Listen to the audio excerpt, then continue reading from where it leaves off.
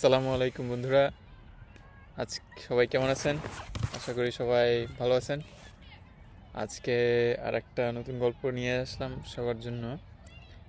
আজকের গল্পর নাম হচ্ছে দুই বউ। দুই বউয়ের গল্প আজকে। তো অনেক দিন আগে এক আহ, এক এক এক লোক ছিল, একটা শহরে থাকতো। তার বেশ ভালো অর্থকড়ি ছিল। তার তার একটা বউ ছিল, কিন্তু কোনো সন্তান সন্ততি ছিল না। তো অনেক দিন হয়েছে, তো কোনো বাচ্চা কাচ্চা হয় না। তো এখন ওই ভদ্রলোক মাঝে মাঝে মন খারাপ করে যে আমি তো এত আমার সহায় সম্পত্তি, আমি মারা যাওয়ার পরে এগুলা তো কেউ থাকবে না, যে কেউ এগুলা ভোগ করবে বা কেউ করবে, আর একটা বাচ্চাও থাকলেও তার হয়তো ভালো লাগতো। তো সে মাঝে মাঝে এগুলো নিয়ে মন খারাপ করে। তো তার যে বউ, সে চিন্তা করলো যে আমার স্বামী সবসময় এটা মন খারাপ করে, তাহলে কি করা যায়? আমার স্বামী তো, তাহলে তাকে আমি তো, তার জন্য আমি কি করতে পারি? তো চিন্তা করলো যাচ্ছে, তাহলে যদি তার জন্য আর একটা নতুন একটা মেয়ে ঠিক করে দিই, যে মেয়েটাকে সে বিয়ে করলে যদি সেই বউয়ের সাথে যদি তার কোনো সন্তান সন্ততি হয়, তাহলে আমার স্বামী অন্তত একটা সুখে থাকবে কিছুদিন, তার ভালো লাগবে। এই চিন্তা করে সে একটা কম বয়সে একটা সুন্দর দেখে একটা মেয়ে ঠিক করে তারপরে তার স্বামীর সাথে বিয়ে দিল।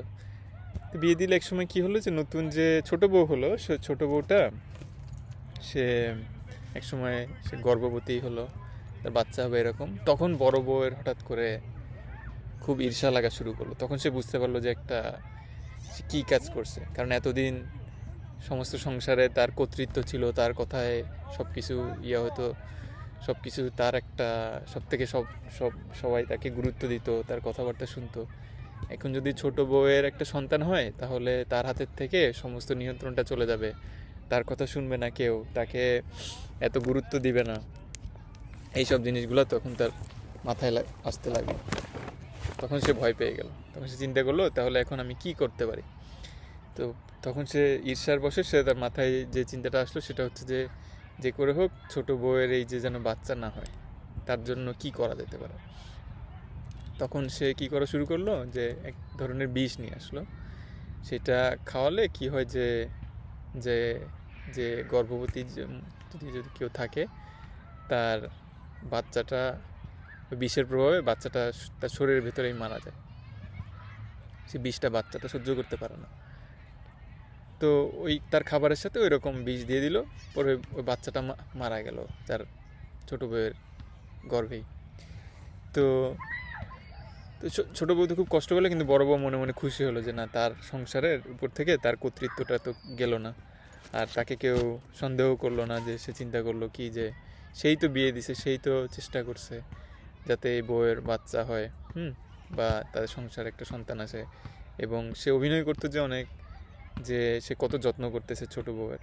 পরের বার আবার ছোট বউ আবার যখন তার গর্ভধারণ করলো, আবার যখন বাচ্চা হবে, বড় বউ আবারও সে একই কাজ করলো।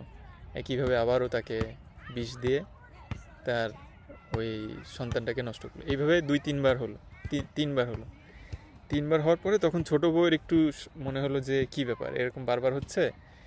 আর আমি তো সবসময় এই বড় বউ আমাকে এই এগুলো খাওয়াচ্ছে, কেমন একটু তার চাউনির মধ্যেও কেমন একটু একটু আতঙ্কের ব্যাপার থাকে। এরপরে সে ছোট বউটা সাবধান হয়ে গেল, যে বললো যে না, এখন আমি আর এই বড় বউ যে জিনিসগুলো দেয় ওইগুলো আমি না খেয়ে আমি অন্য জিনিসগুলো খাবো। বড় বউ বিশেষ করে এক ধরনের ওই বিষটা মিশায় একটা ধরনের চার মতো দিয়ে ওকে, ছোট বউকে দিত। তো ওই ওই জিনিসটা নিয়ে সে খাবার ভান করে ওই জিনিসটা ফেলে দিত। এইভাবে করে করে দেখা যাচ্ছে যে ছোট বউ শেষবারের চেষ্টা করছে যেন তার বাচ্চাটাকে সে বাঁচাইতে পারে। বড় বউয়ের প্রতি তার সন্দেহ হয়েছে। তো এইভাবে করতে করতে করতে করতে পরে যখন এদিকে বড় বউ দেখতেছে যে কিছুতেই তো ওই বাচ্চাটাকে আর মেরে ফেলতে পারতেছে না, বিষ খাওয়ায় পারতেছে না। পরে বড় বউ অনেক চেষ্টা করে করে করে করে এক সময় সে দেখলো যে পারতেছেই না। আগে তো একটা খাবার একটা একটা পানীয়র সাথে মিশাই দিত, এখন সে ওই বিষটা সরাসরি তার খাবারের মধ্যে খুব বেশি মাত্রায় দিয়ে দিল, যাতে করে হয়। তো ছোটো বউ এতদিন খুব সাবধানতার সাথে খেত। একদিন সে বড় বউই এনে খাবারটা নিয়ে আসছে, বলছে আমার সামনেই খাও, আমি তোমাকে দেখি খাইতে।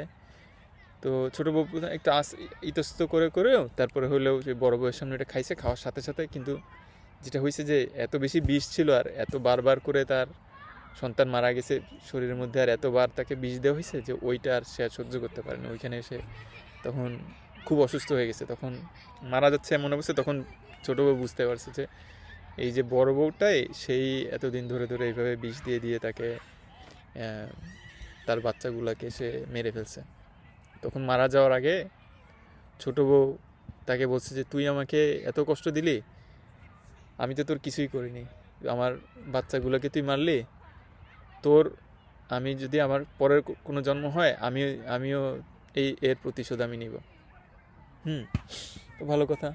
তো ছোটো বউটা আর বিশেষ প্রভাবে আর বাঁচতে পারলো না, সে মারা গেল।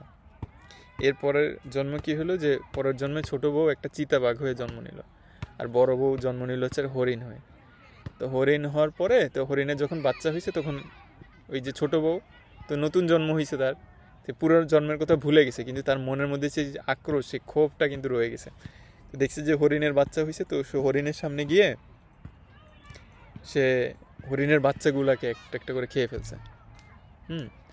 আর হরিণকে ছেড়ে দিছে।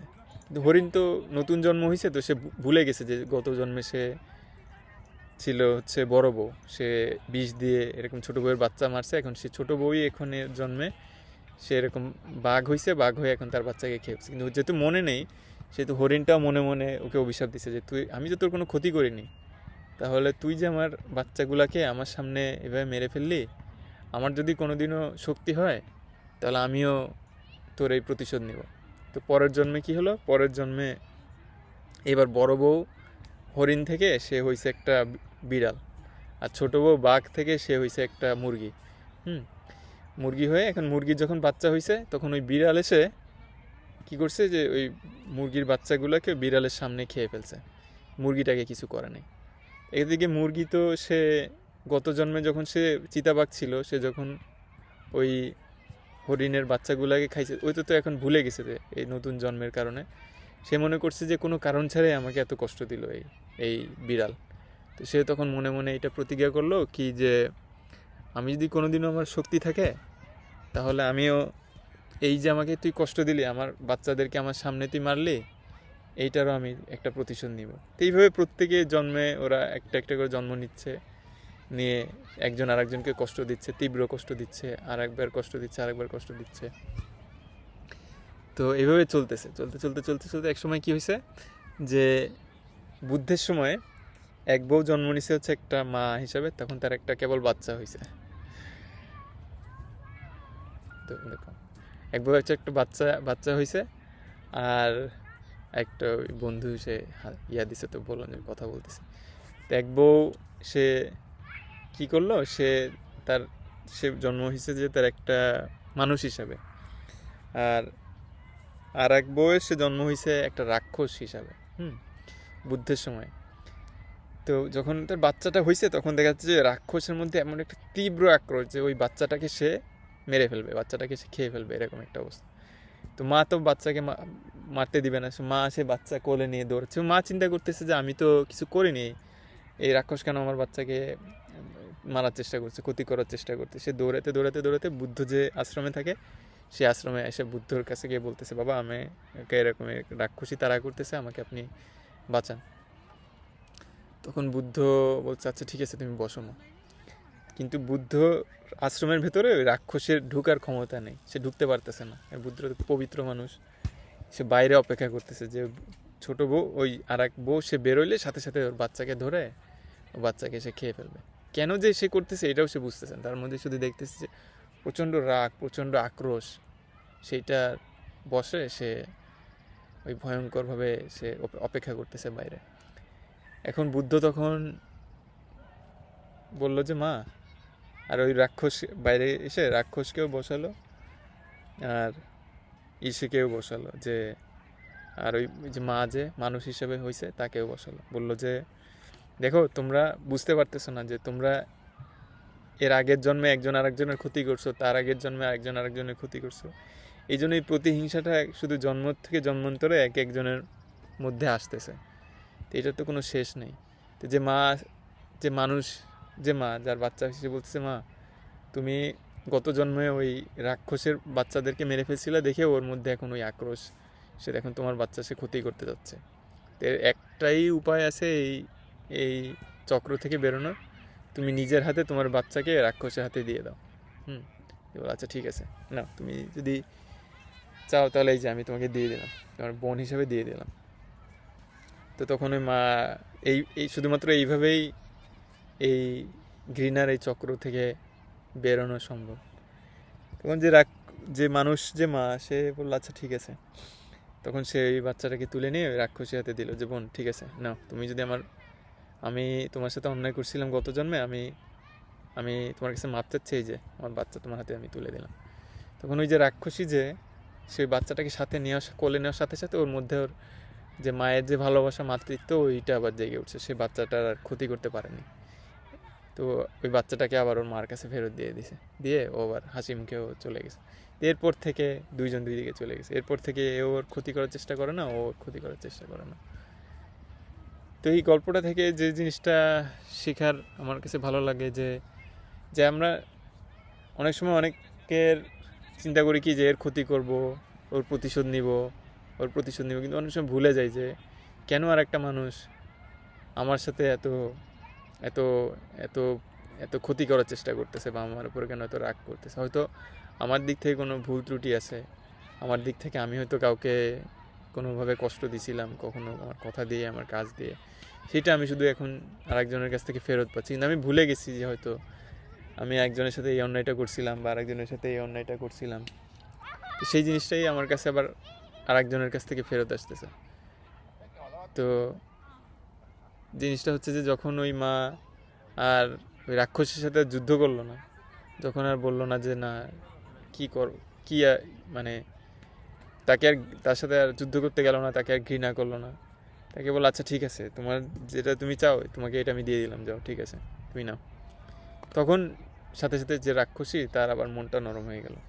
তখন সে তার প্রথম যে মা, যে এর আগের জন্মে ভুল করছিল, সে ভুলটা যখন স্বীকার করলো, ক্ষমা চাইলো, তখন রাক্ষসীও তাকে ক্ষমা করে দিল। কিন্তু যতদিন পর্যন্ত তারা একজন আরেকজনের সাথে যুদ্ধ করছে, একজন চিন্তা করছে আমার ক্ষতি করছে, আমি প্রতিশোধ নিব, ও চিন্তা করছে আমি প্রতিশোধ নিব, ও চিন্তা করছে যখন আমার শক্তি হবে তখন আমি প্রতিশোধ নিব, এই প্রতিশোধ নিতে নিতে দেখা যাচ্ছে যে কারোই কোনো লাভ হয়নি, বরং একজন আর একজনের ক্ষতি করতেছে। এ ক্ষতি করতেছে, তারপরে ও ক্ষতি করতেছে, তারপরে ও ক্ষতি করতেছে, ও ক্ষতি করতেছে। যখন তারা চিন্তা করলো যে না আর ক্ষতি করব না, আর আর যুদ্ধ করব না, ঠিক আছে আমি এখন সারেন্ডার করলাম, নাও তোমার এইটা নাও, তোমার যা যা করতে চাও ইচ্ছা তুমি করো, আমার কোনো সমস্যা নেই, আমি আর তোমার সাথে যুদ্ধ করব না, আমি এই তলোয়ার রেখে দিয়ে আমি এখন ইস্তফা দিচ্ছি। তখনই শুধু ওই যে চক্রটা, ওই যে যুদ্ধ, ওই যে শত্রুতা, ওই ঘৃণা, হিংসার চক্রটা তখনই শুধুমাত্র ভাঙলো, তার আগে ভাঙে নাই। হ্যাঁ, তারপর থেকে তারা আর কারো কোনো ক্ষতি চিন্তা করলো না। কেউ যদি ক্ষতিও করে, কেউ যদি শত্রুতাও করে, তাদের সাথে ওইভাবে যদি আমরা চিন্তা করি যে আমার সাথে ক্ষতি করছে তাহলে আমি তার ক্ষতি করবো, তো যেটা কী হয় যে নিজেরই ক্ষতি ডেকে আনা হয়। যে আমি ওর সাথে খারাপ ব্যবহার করলাম, একজন আমার সাথে খারাপ ব্যবহার করলো, আমি প্রতিশোধ নেওয়ার জন্য তার সাথে খারাপ ব্যবহার করলাম, তাতে তার কষ্ট লাগলো, সে আবার প্রতিশোধ নিল, তারপর তাতে আমার খারাপ লাগলো, আমি আবার প্রতিশোধ নিলাম। এভাবে করতে করতে জীবনটা ছোট, বেশিরভাগ সময়টাই দেখা যাচ্ছে যে কষ্টের মধ্যে চলে গেল। কিন্তু যখন ওই বুদ্ধ যেভাবে বললো যে আচ্ছা ঠিক আছে তোমাকে মারতে আসতেছে, ঠিক আছে তুমি এটা মনে করো যে তুমি হয়তো এর আগের জন্মে তার সাথে কোনো কোনো অন্যায় করছিলা, তার সে এখন প্রতিশোধ নিতে যাচ্ছে, ঠিক আছে তুমি তাকে যে সে যা করতে চায় তারা তুমি করতে দাও, সমস্যা নেই, তারা তুমি করতে দাও, আর তার কাছে ক্ষমা চেয়ে নাও। তখন শুধু ওই ঘৃণার, হিংসার, বিদ্বেষের চক্রটা শেষ হলো। এটাই আজকের গল্প। সবাই ভালো থাকবেন। ফি আমানিল্লাহ। আল্লাহ হাফেজ।